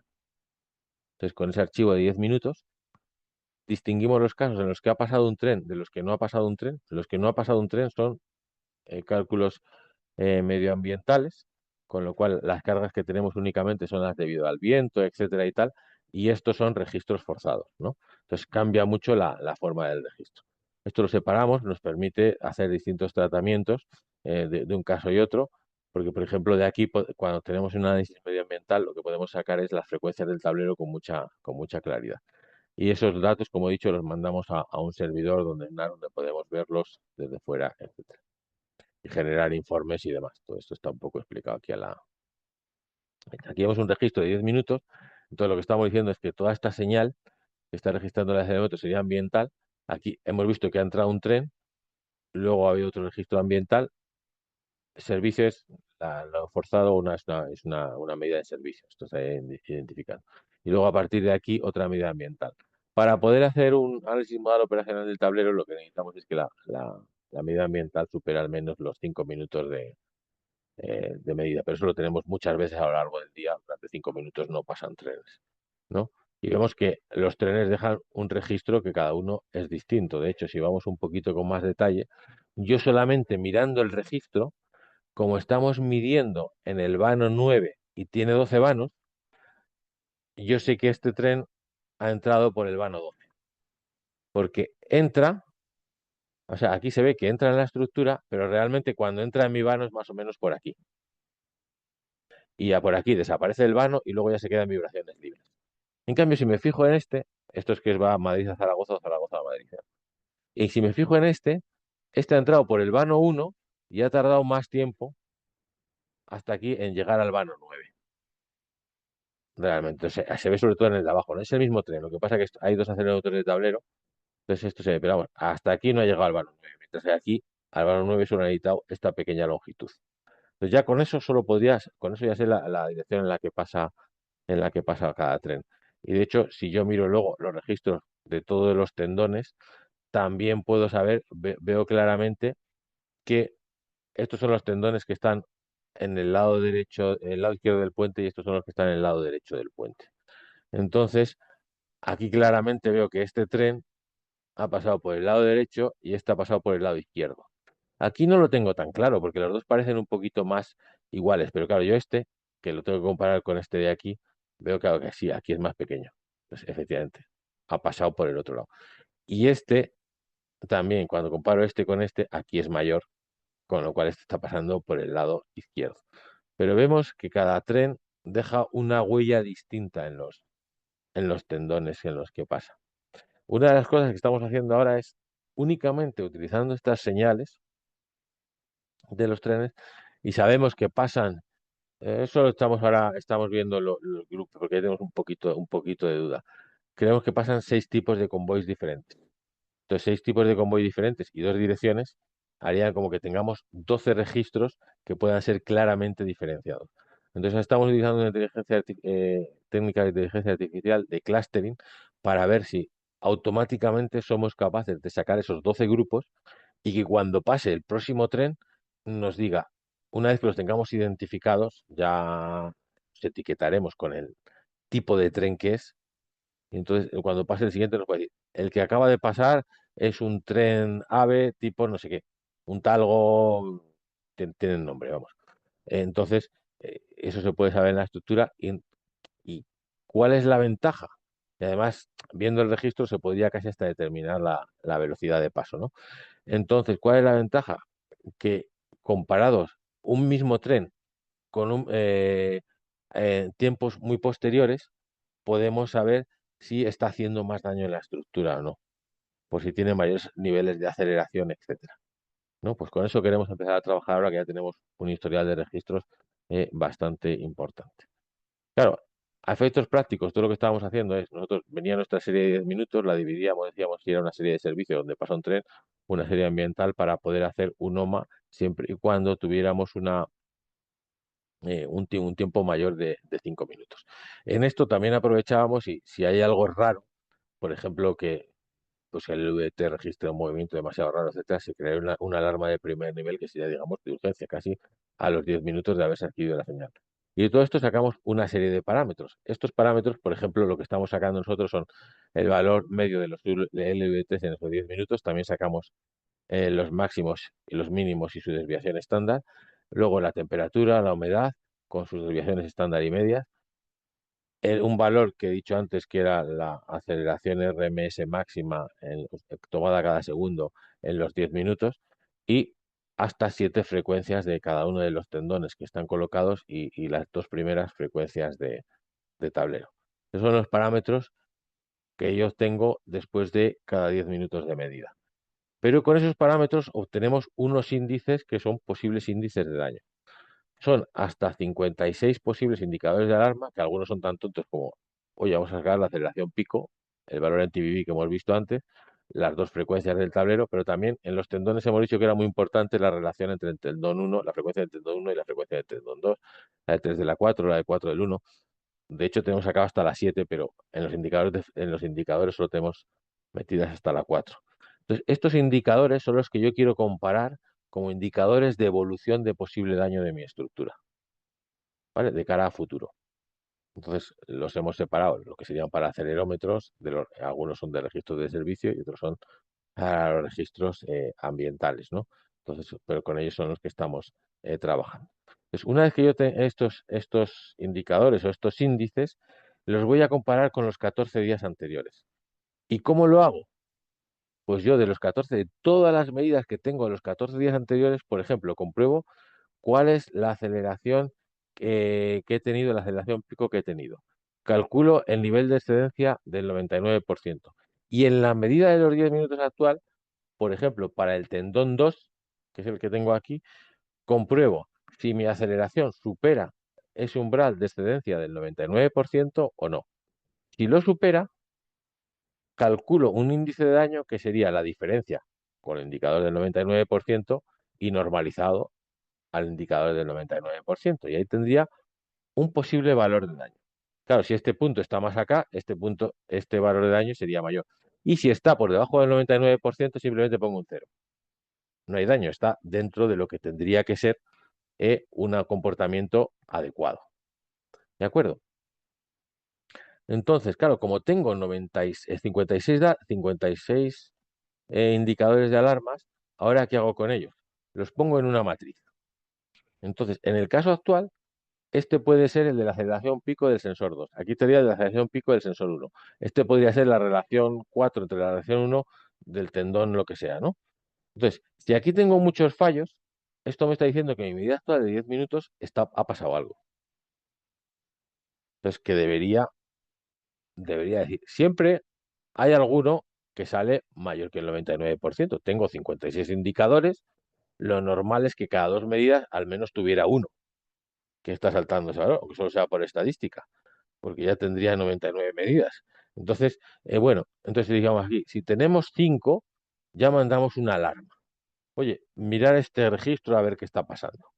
Y en cambio podríamos ver lo que se llamaría el fallo persistente. El fallo persistente es, si yo me estoy fijando en la aceleración pico del sensor 2 y esta periódicamente en 5 medidas de 10 minutos, es decir, en 50 minutos, hay 3 veces que se me ha superado, digamos, ese tendón a lo mejor tiene algo, porque está variando mucho con respecto a los últimos 14 días, que es lo que yo estoy midiendo. Vale, esto es una forma de tratar un poco lo que llamaríamos alarmas de segundo nivel. Y luego hay una parte que es la que se necesita más tiempo de monitorización para hablar, que sería lo que estaría asociado un poco al mantenimiento a largo plazo, en meses, años, etcétera. Que ahora ya se trataría de ir comparando los registros que yo he tenido ahora con los que he tenido hace 5 años, o hace 10, o hace en mi estructura. Entonces, por ejemplo, en el caso del edificio de Méndez Álvaro, sí hemos visto que cuando nosotros a lo mejor teníamos un LVDT que medía las grietas, y entonces cada día la grieta iba haciendo una cosa así. Pero a lo largo del año también iba haciendo un ciclo así. Pero claro, cuando luego cerrábamos el año, más o menos se nos superponía una serie sobre otra. Eso quiere decir que a pesar de las variaciones diarias y las variaciones estacionales de temperatura, pues si vuelve a cerrar es que esa grieta a lo largo del año no ha tenido variación. Entonces, eso se está comportando igual, se mantiene estable, etcétera, y es una cosa bastante buena. Entonces, aquí se pueden crear unos nuevos índices de envejecimiento, que es lo que nos permitiría trabajar con la estructura a largo plazo y decir qué debemos hacer. A lo mejor, normalmente este tipo de estructuras son temas de juntas, temas de los neoprenos en los apoyos, etcétera, que a lo mejor conviene levantarlos y sustituirlos porque ya empiezan a tener otro comportamiento y eso se puede ver muy bien en el análisis modal ambiental del tablero. Aquí vemos algunos casos, ¿no? Ya y con esto enseguida voy a acabar. Que sería, aquí tenemos el sensor que tiene bueno, el tendón 5, ¿eh? ¿Cuál sería la aceleración pico que vamos obteniendo? Se ve, estos son las noches. En las noches no pasan trenes. Y más o menos es igual. Y otro valor que veíamos era MTBB, que está bastante relacionado con eso, pero que es bastante más estable, y vemos cómo se comportaría. Aquí veríamos un LVDT. A lo largo de los días vemos que su comportamiento es así, etcétera, y que tiene mucho que ver con la temperatura. Aquí la temperatura ha ido bajando y esto ya no ha tenido tanta variación, pero todos los días vemos que tiene una asociación con la temperatura bastante claro. Aquí la frecuencia 1 realmente estaría aquí y hay muchos puntos que deberíamos eliminar y que eso ya lo estamos haciendo ahora bueno, pues con análisis de clustering también estamos eliminando todos esos puntos. Y también tiene una relación con la temperatura. La frecuencia de un tendón varía mucho con la temperatura a lo largo de un día. De hecho, aquí en cambio, la quinta frecuencia del segundo tendón, ya vemos que sale muchísimo, muchísimo más limpia, pero también tiene esa misma relación con la temperatura. Aquí lo que estamos trabajando es en modelos que si yo soy capaz de, en función de la temperatura, saber cuál es esta variación de frecuencia diaria, digamos, eliminar esa tendencia, entonces al final yo tendría muchísimo más ajustada la variabilidad que yo tengo en la frecuencia que mido en mi tendón, porque si yo soy capaz de obtener la línea roja, ahora la desviación estándar simplemente sería lo perpendicular. O sea, digamos, yo estiro la línea roja y obtendría prácticamente una recta con una dispersión muy pequeñita. Entonces, cuando venga un nuevo dato, puedo saber si se me está escapando o no, porque ya he eliminado los efectos de la temperatura muy fácilmente. Y mejorar muchísimo lo que sería la sensibilidad, digamos, de la frecuencia como indicador de un posible fallo del tendón. Y con eso, pues al final, establecer unos umbrales en el que digamos que se está comportando bien, que hay una cierta incertidumbre o que ya hemos pasado un determinado nivel de fallo, porque ya cuando tenga un cierto tiempo, yo sé que más o menos la frecuencia se me tiene que mantener por aquí. Pero la voy viendo evolucionar y digo, bueno, pues cuando llega a 35,2, oye, es que este tendón ha perdido mucha fuerza. Entonces ya debería pensar en sustituirlo. Entonces ahí eso lo puede ir creando un semáforo de largo plazo, ¿no? Y luego, como decía antes, el medir el amortiguamiento es un parámetro importante que es difícil de obtener y que depende también del nivel de aceleración, porque no es lo mismo coger el registro desde aquí, en esta zona de aquí o en esta zona de aquí para medir amortiguamiento. Entonces hicimos unas cuantas pruebas y realmente es un tema delicado y difícil de tratar. Esto sería un poco la dispersión también que tenemos con los LVDTs. Los dos LVDTs que hay coge cada uno un tendón, se comportan relativamente parecido, pero este tiene muchísima menos dispersión que lo que obtendría este en número de muestras. Y así, a nivel de curiosidad, pues también vimos que en el puente que está aquí se produjo cerca un terremoto. Bueno, esto para vosotros no es un terremoto, es 3,6, eso es una porquería. Y entonces, que está a 35 kilómetros en línea recta más o menos, y vimos que los acelerómetros que estaban produciendo en el interior del tablero, en los tendones, registraban perfectamente ese terremoto. Y están en el tendón. O sea, quiere decir que ahí le llega a través de todo el terreno, los 30 kilómetros, las pilas en el puente, etcétera, y dentro de los tendones estamos viendo esto que no es, y se ve claramente que es muy distinto de lo que teníamos un tren. Y esto sería lo que se ha registrado en tablero, que en tablero realmente sí que es muy distinto de lo que se registra en un tren, ¿no? Bueno, y luego además pues tenemos una web para consulta de los datos, la visualización, etcétera, que nos permite, por ejemplo, ver aquí el LVDT, los dos LVDT juntos, cómo se comportan a lo largo de los días. Y eso es todo, pues muchas gracias.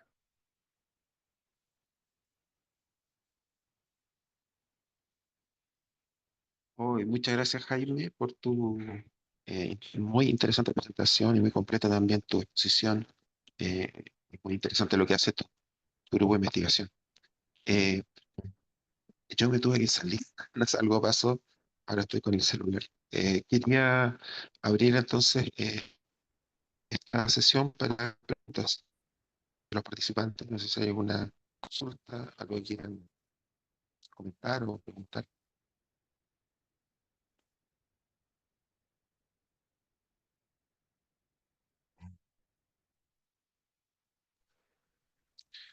Aló, hola, profe, ¿me escuchó? Sí, Hola, hola, muy buena la presentación, a mí me gustó harto. El punto del tema de la vibración y cómo varían, o sea, cómo ha afectado la estructura me parece muy interesante. Me quedó una duda cuando mostró al principio algunas soluciones, o en verdad mostró una solución cuando iban pasando como personas arriba de una pasarela, y después mostró sí, una pasarela grande. No me quedó claro cómo va, cómo va puesta esa solución, porque la pasarela estaba como puesta como en, en sí misma. En el fondo. sí, un momento, voy a poner ahí al lateral, voy a poner aquí, vamos, esto está como en la 4, un poquito más. Supongo que te refieres a esta. Exacto, Sí, en sí, esta misma, justo. claro, esto es muy parecido. O sea, esto, cuando lo hacíamos en laboratorio, ¿ves? En la parte baja hemos colocado, esto es el TMD. Pero ¿Vale? Aquí, eso va a suelo, ¿o no?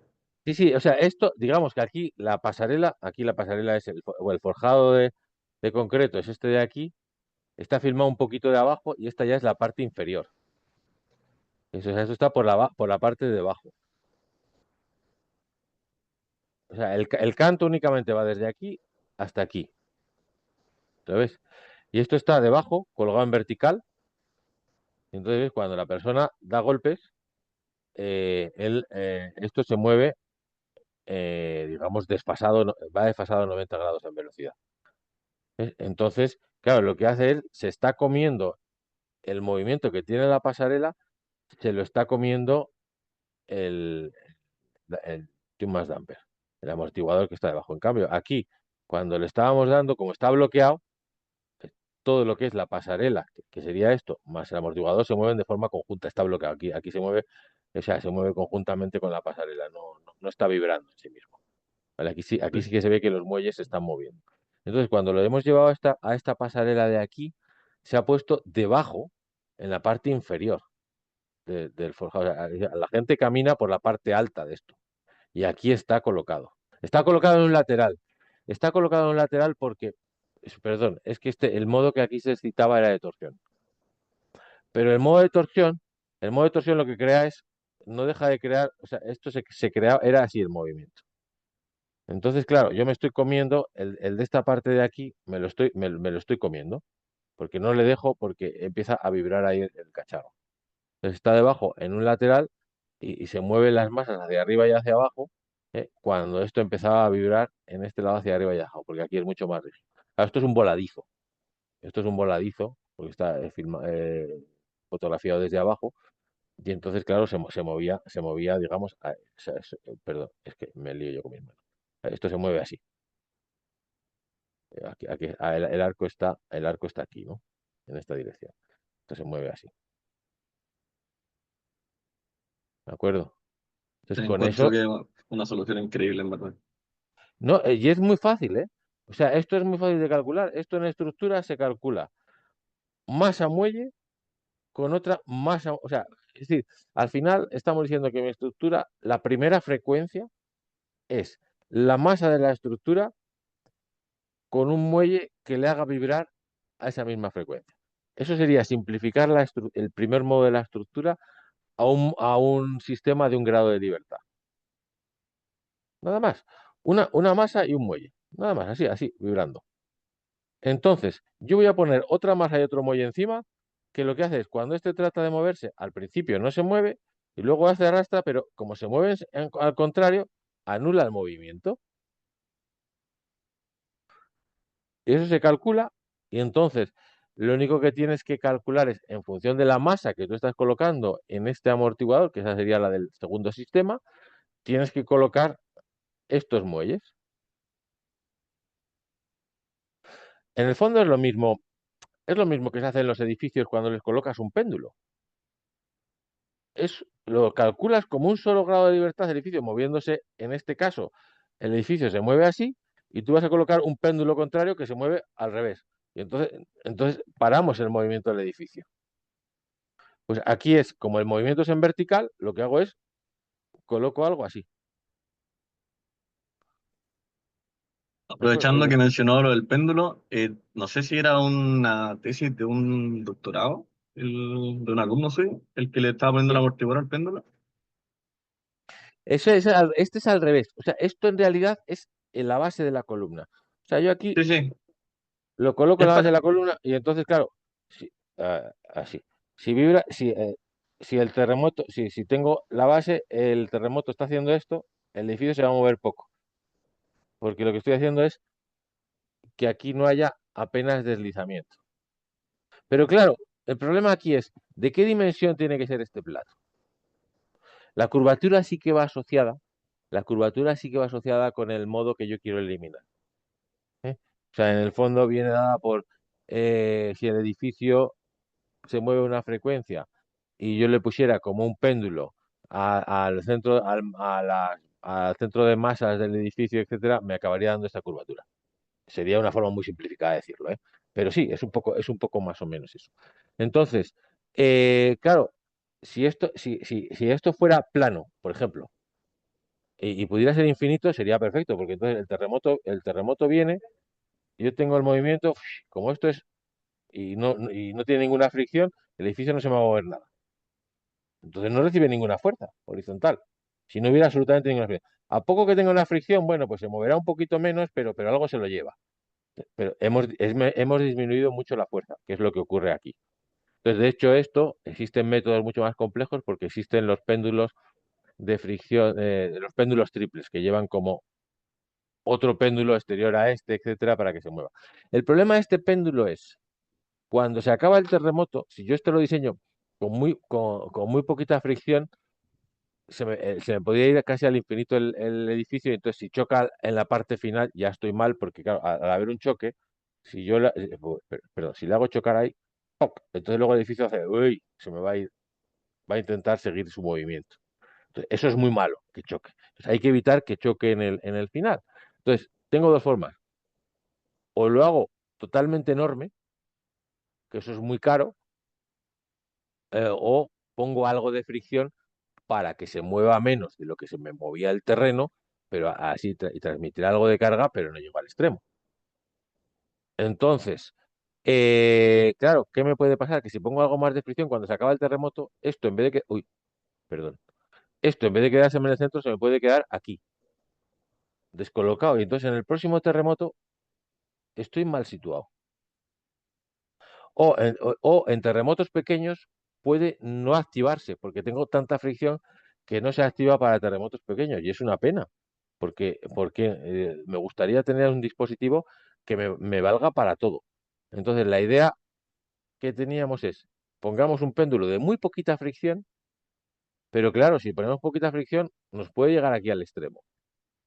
Entonces coloquemos aquí un dispositivo que es un amortiguador que le estoy midiendo, aquí se verá que tengo que medir la distancia entre esto y esto, pero lo puedo hacer, es muy fácil, y además también puedo poner acelerómetros para saber dónde estamos. Y cuando está en el centro, aquí no meto ninguna fuerza, y cuando estoy llegando a este extremo de aquí o a este extremo de aquí, sí le meto una fuerza. De tal forma que vaya creando como a medida que me alejo del centro, le voy metiendo una fricción. Pero también depende de la dirección en la que voy. O sea, si yo me estoy alejando para allá, le voy aumentando la fricción. En cambio, si me estoy moviendo desde este extremo hacia acá, lo que hago es que la fricción la suelto para que se me vaya fácilmente al centro. Vale, y esto es lo que he hecho. Bueno, esto se hace en 2 dimensiones, necesitas 2 amortiguadores. Y colocarlos fuera y combinar las acciones de los dos, entonces ya se complica un poquito, pero no dejan de ser ecuaciones matemáticas. Y es un poco lo que vino estudiando. Entonces, con eso se mejoraba sobre todo que pudiéramos tener buena respuesta en terremotos de grandes y de pequeña magnitud. Porque para los grandes, pues se podían hacer estos platos solo para los grandes y ya está. Pero bueno, también sé que así con eso, para los de magnitudes pequeñas, también funcionaba muy bien el plato. La otra posibilidad era, se puede reducir, colocando ese tipo de dispositivos, se puede reducir el tamaño del plato. Pero personalmente pienso que es mejor mantener el tamaño del plato que tenías sin el dispositivo, luego añadir el dispositivo y lo que estás mejorando es tu seguridad, porque puedes evitar el choque al final. Sí, Entonces eso pues al sobre final todo, mantiene el plato, pero le baja la fricción. sí, o sea, sí, y sobre todo puedes evitar el choque porque también es que verdad que siempre puedes llegar a un terremoto un poco mayor que el anterior que te acabe chocando. Entonces eh, esto además se está colocando ahora muchísimo en Estambul. Han colocado en todos los hospitales nuevos que se están colocando de los péndulos triples y están teniendo bastante éxito y hay algún vídeo por ahí de algún comportamiento en real y los péndulos de fricción son cosas bastante importantes, sobre todo para edificios sensibles como hospitales, etcétera. ¿Mm? Y están empezando a poner mucho en edificación. Unas preguntas. Muchas gracias, profe. Mm. Jaime, yo tengo una pregunta y agradezco igual tu presentación. Lo haces ver simple, pero es algo complejo.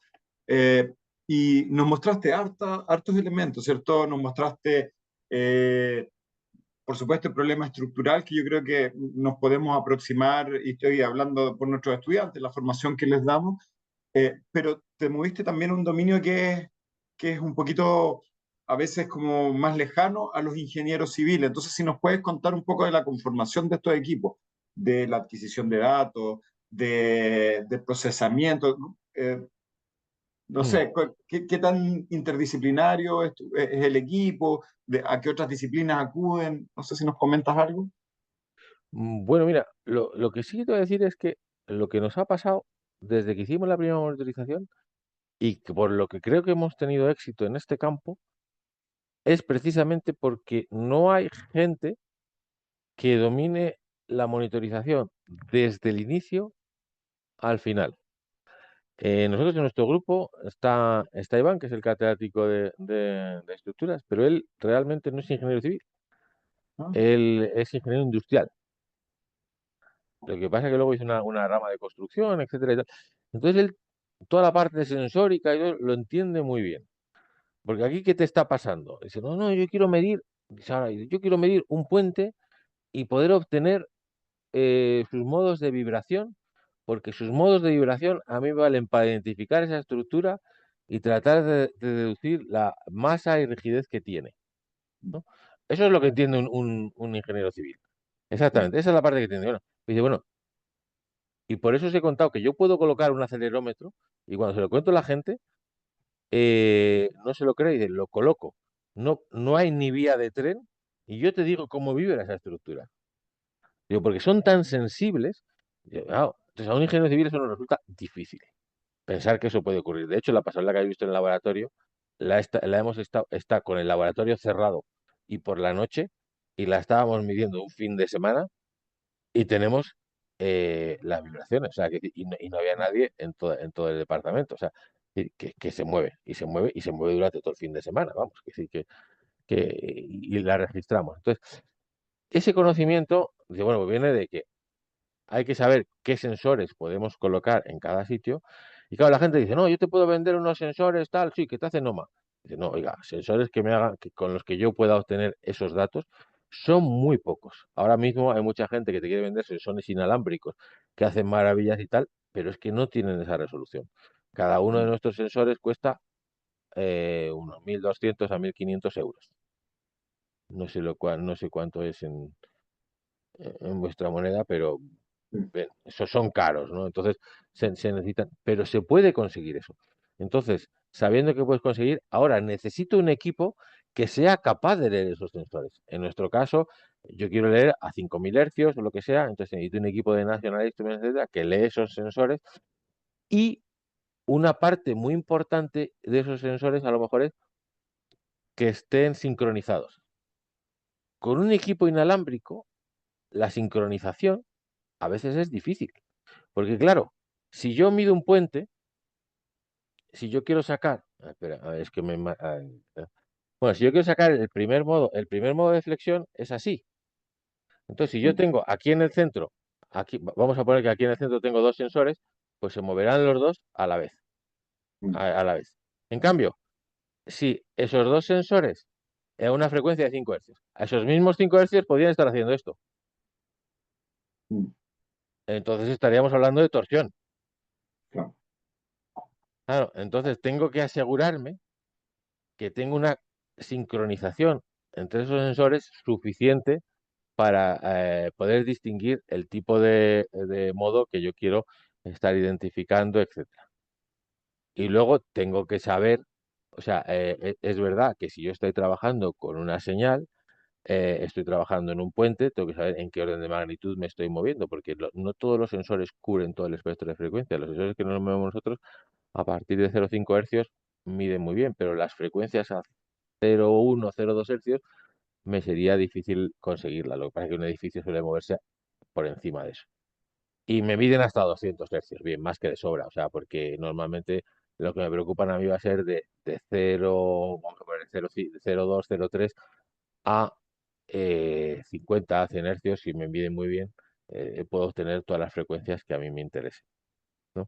Hay equipos inalámbricos que te dan bastante bien la sincronización actualmente, pero suelen utilizar una tecnología de sensores que son los MEMS, que no tienen, o sea, que no, digamos, que no tienen esa sensibilidad para poder captar los modos cuando quiero hacer uno más, o sea, algo sin tráfico ni nada, solamente con medida ambiental.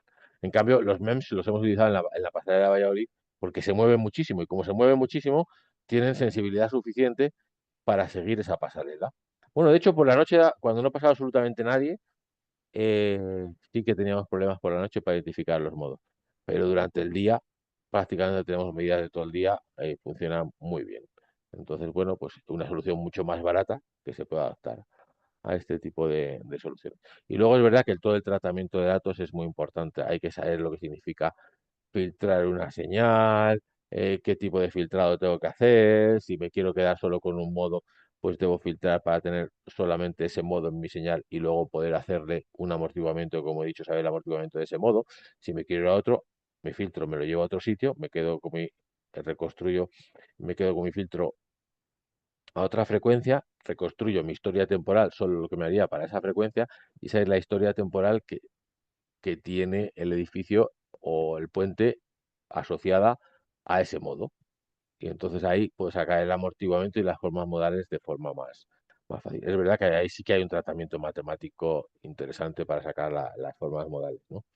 Pero, pero sí, hay un trabajo, pero es verdad que nosotros estamos en toda la cadena porque tenemos programas propios e incluso las últimas partes que nos ha costado en las monitorizaciones ha sido, como todos somos ingenieros, eh, eran los temas de visualización, porque había que crear una web, mandar los Mm. datos al servidor, cómo los mandas para que te entren bien por 4G o el protocolo que utilizamos con los inalámbricos que tenemos en los puntales, que esos como son cada 2 minutos, pues eso lo hemos podido hacer inalámbrico, ¿no? Viene un mensaje que llaman con un protocolo MQTT, pues nos lo hemos tenido que estudiar para ver cómo eso lo podíamos representar y hemos utilizado un software que era el Grafana para mostrar esos datos que hemos visto que funcionan muy bien, pero que eso que a un informático le hubiera resultado facilísimo, Mm.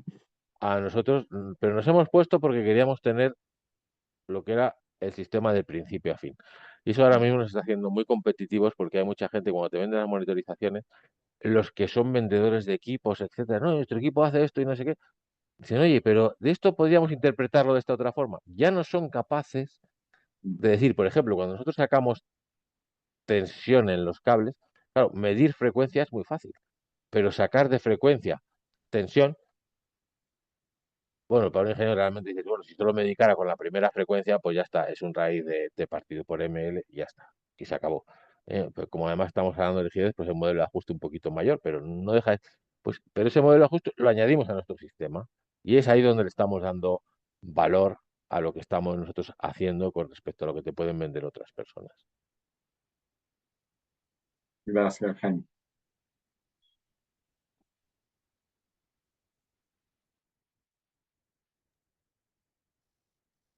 Hola, ¿se escucha? Sí. Sí, Alfredo, dale.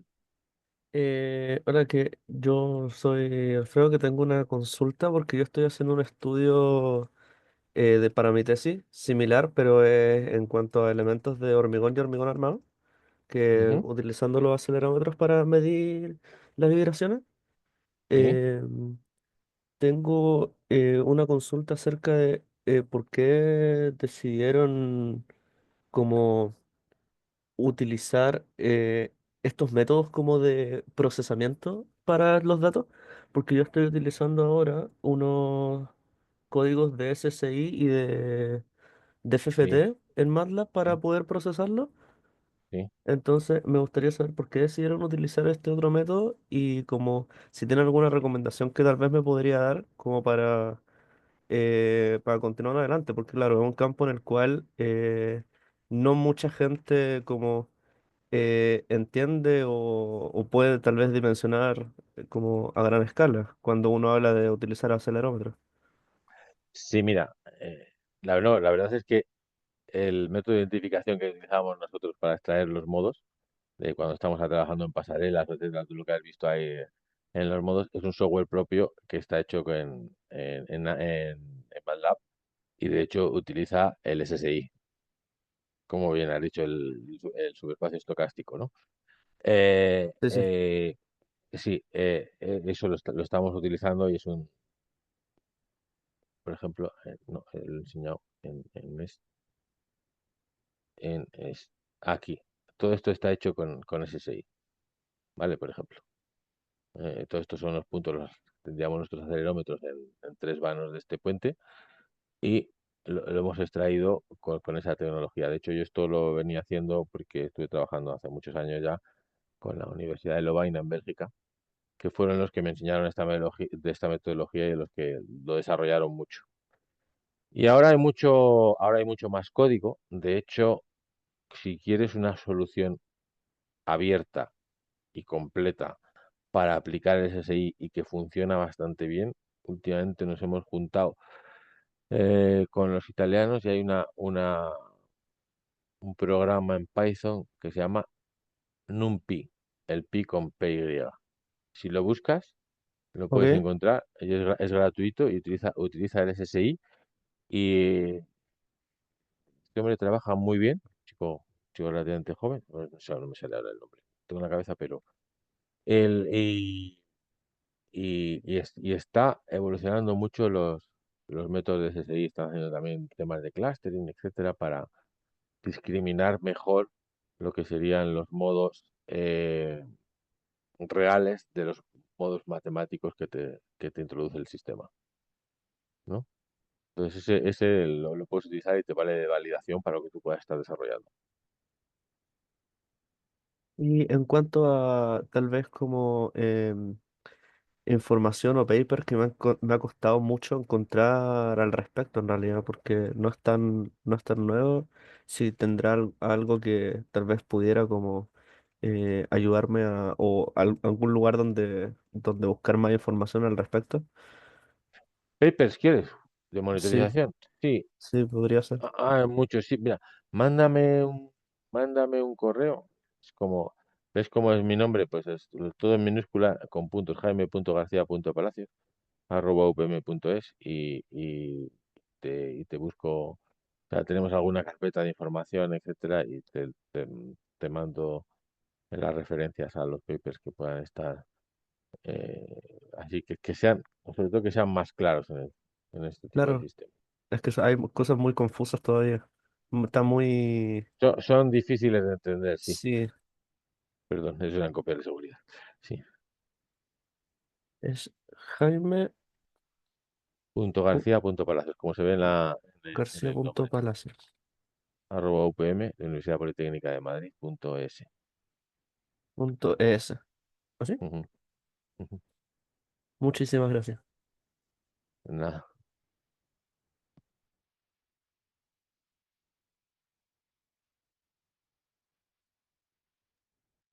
Gracias, Jaime. No queremos abusar de tu tiempo, que ya fue bastante. Y no sé, agradecerte. Habíamos tenido la oportunidad años anteriores en conocer el trabajo de ustedes, ahora, ¿cierto? Un poco la evolución de esos trabajos. Ujú, Y agradecemos tu disposición, a Víctor por contactarte y por mantenernos, no sé, como que abrir los horizontes, que es un poco la expectativa de este seminario, mostrarle a nuestros alumnos de pregrado que están a punto de salir, ¿cierto?, al campo laboral, eh, ujú. que, que la vida es bastante más que lo que a veces en el pregrado podemos, la vida profesional, ¿cierto?, es lo que les podemos alcanzar a mostrar. Así que yo creo que cumpliste con creces esas expectativas y muchas gracias, Jaime.